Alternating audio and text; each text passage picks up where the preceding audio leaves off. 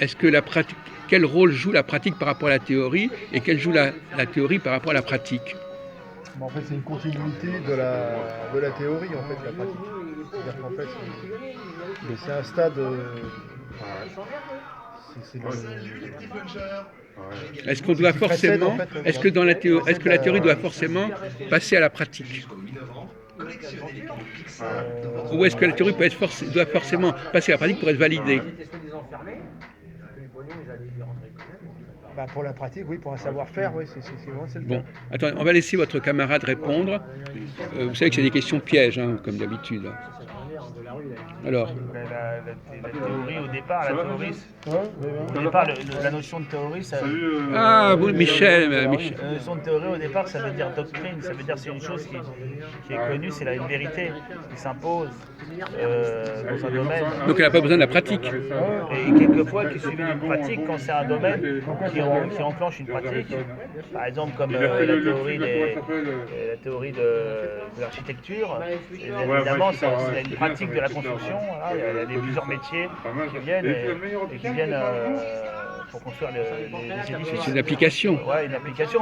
Et, et ça, c'est la notion ancienne, c'est théorie. Il y a des théories aussi.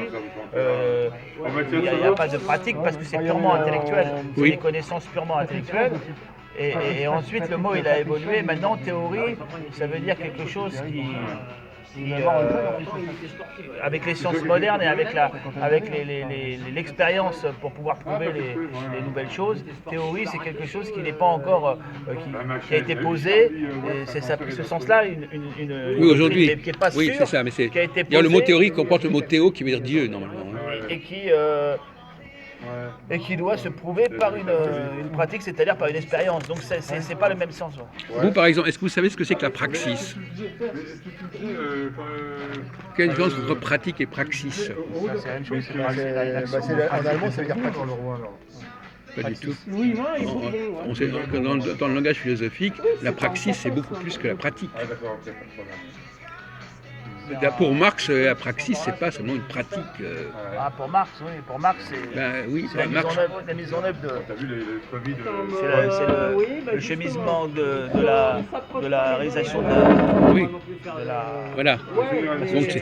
Donc c'est pas pareil. Oui. Mais c'est quand même des actions. Bon, attendez, on va revenir à ce que. Est-ce que vous êtes d'accord avec ce qu'a dit votre camarade sur le. Est-ce que la pratique vient valider la théorie? Ou est-ce que c'est pas. Dans le second sens, oui, dans le sens moderne.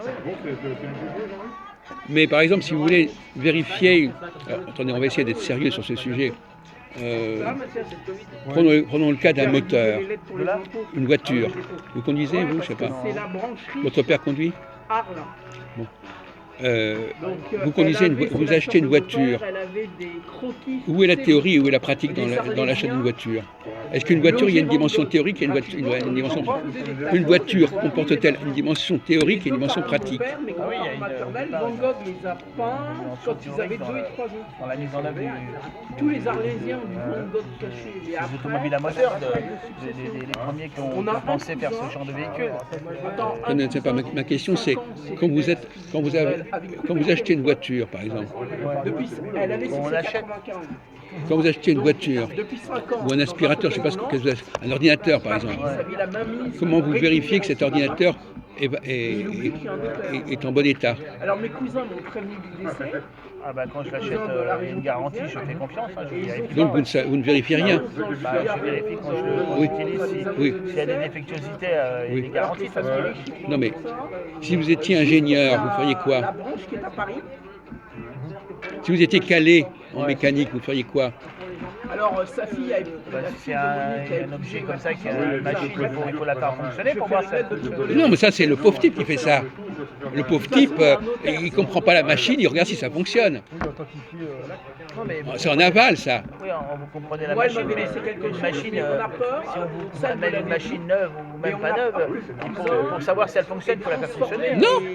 C'est Non. de faire un testament. Non, ça c'est du gros bon sens, ça. Et contraint Si vous êtes ingénieur, vous examinez la machine, vous voyez si elle est en état de fonctionner. Vous n'avez pas besoin de la faire fonctionner. Ça, c'est le pauvre type qui va dire, par exemple, Pour un ordinateur, même si vous êtes ingénieur, il faut l'allumer, hein, sinon vous ne pouvez pas le savoir. Hein.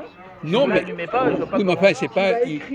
Parce que même si vous êtes ingénieur en informatique, en électronique, vous allez prendre les tensions, tout passe, le courant passe, tout est en place, mais vous ne savez pas si ça fonctionne pour autant. Ça fonctionne pour autant, hein. Si vous ne l'allumez pas, tout ingénieur, là, tout spécialiste Oui. informatique. Alors, quand vous vous, par exemple, vous êtes ingénieur sur Ariane Espace ou une fusée, vous allez voir si ça. Vous allez d'abord lancer la fusée pour voir si elle fonctionne, mais vous dites n'importe quoi.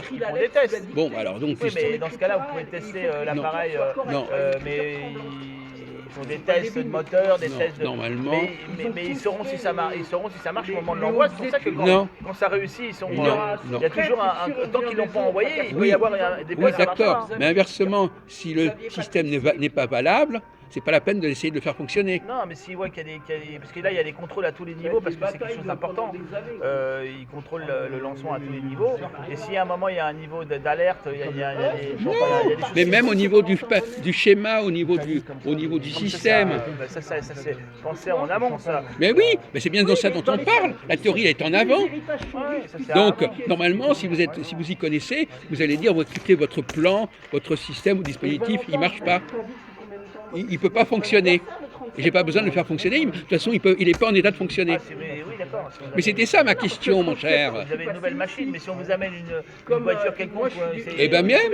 Eh ben oui, mais là, Quelqu'un qui connaît rien à la mécanique, il va être obligé de voir si ça fonctionne. non, mais on part du principe qu'elle a été faite conformément.